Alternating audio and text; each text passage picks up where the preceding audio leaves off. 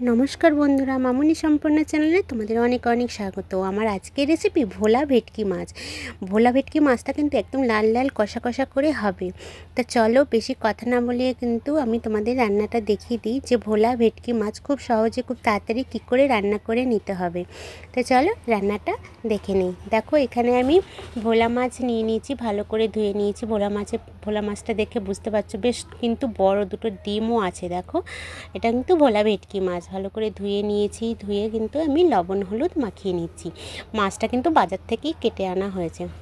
তো দেখো মাছটা কিন্তু একদম টাটকা, দেখে বুঝতে পারছো। ভালো করে লবণ হলুদ মাখিয়ে কড়াতে তেল দিয়ে তেলটা কিন্তু ভালো করে গরম করে আমি কিন্তু মাছগুলোকে ভেজে নেব। আমি একটা একটা করে দেখো দিয়ে দিলাম 3 পিস মাছ, দিয়ে কিন্তু আমি ভেজে নিচ্ছি। একটু খুব সাবধানে কিন্তু ভাজতে হবে। এই যে দেখো আমি উল্টিয়ে দিলাম, আমার এক পিঠ হয়ে গেছে। এবার কিন্তু আমি ভাজা মাছগুলোকে নামিয়ে নিচ্ছি। নামিয়ে নিয়ে দেখো যে বাকি মাছগুলো আছে ওইগুলো কিন্তু আমি ভেজে নেব। দেখো কি সুন্দর মাছ ভাজাগুলো হয়েছে। এবার কড়াইতে যেগুলো লেগে রয়েছে ওগুলোকে একটুখানি খুন্তি দিয়ে নাড়া দিয়ে উঠিয়ে আমি বাকি মাছগুলোকেও ভেজে নিচ্ছি। দেখো মাছগুলো আমার ভাজা হয়ে গেছে, আমি কিন্তু তুলে নিচ্ছি।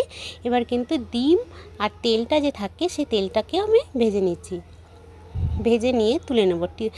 ডিমটা ভাজার সময় অবশ্যই কিন্তু ঢেকে দেবে। দিয়ে দিলাম একটু তেল দিয়ে কড়াতে দিয়ে দিলাম কালো জিরে, গোটা কাঁচা লঙ্কাটা কিন্তু আমি ফেলে দিয়েছি। দিয়ে দিলাম একটা পেঁয়াজের অর্ধেক পেঁয়াজ কুচিয়ে কিন্তু পেঁয়াজটা কিন্তু একটু ব্রাউন করে ভেজে নিতে হবে। দেখো দেখে বুঝতে পারছো পেঁয়াজটা কিন্তু বেশ ভালো করেই আমি ভেজে নিয়েছি।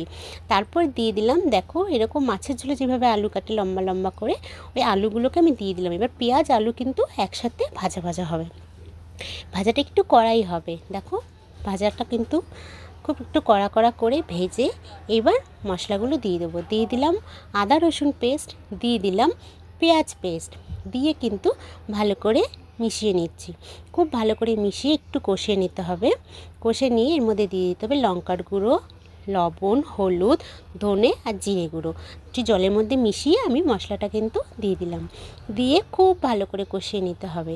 কি সুন্দর কালার এসছে দেখতে পাচ্ছ। একটু ধৈর্য নিয়ে কিন্তু কষাতে হবে। এবার দেখো আমি খুব ভালো করে কষিয়ে নিচ্ছি। আমার কষানো কিন্তু হয়ে গেছে, দেখে বোঝা যাচ্ছে কালার কিন্তু চেঞ্জ হয়ে গেছে। এবার আমি দিয়ে দিলাম জল। দেওয়ার আগে আমি খুন্তির উপরে জলটা দিলাম, খুন্তিটাও ধোয়া হয়ে গেল।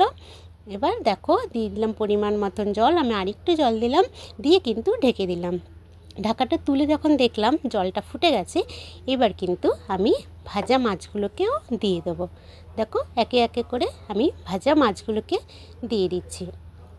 মাছগুলোকে দিয়ে কিন্তু ভালো করে ঝোলের মধ্যে আমি চুবিয়ে দিচ্ছি যাতে মাছগুলোর গায়েও ঝোলটা যায়।